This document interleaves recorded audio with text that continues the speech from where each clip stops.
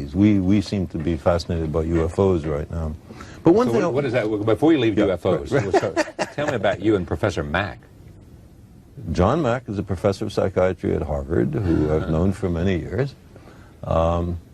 We were arrested together at the Nevada nuclear test site protesting U.S. testing in the face of a Soviet moratorium on testing.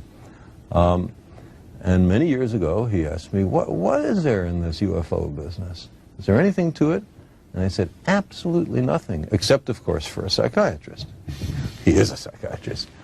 Well, he looked into it and decided that there was so much emotional energy in the reports of people who claimed to be abducted that it couldn't possibly be some psychological aberration, that it had to be true. He believed his patients. I do not believe his patients. Many of these stories are about waking up from a deep sleep and finding your bed surrounded by 3 or 4 short, dour, gray, and sexually obsessed beings, who then take you to their spaceship after they slither you through your wall and perform a variety of objectionable sexual experiments. But here we have Dr. Carl Sagan,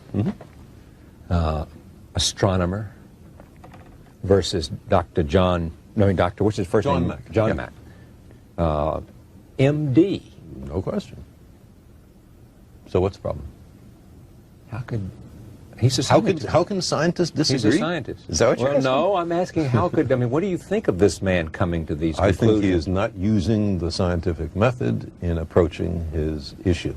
And when you constantly, I assume you come at him with both barrels in conversation. And in the demon-haunted world. And he says? He says, I don't appreciate the emotional force. You don't? Of these reports. But many people awaken from a nightmare with profound emotional force. That doesn't mean that the nightmare is true. It means something went on inside.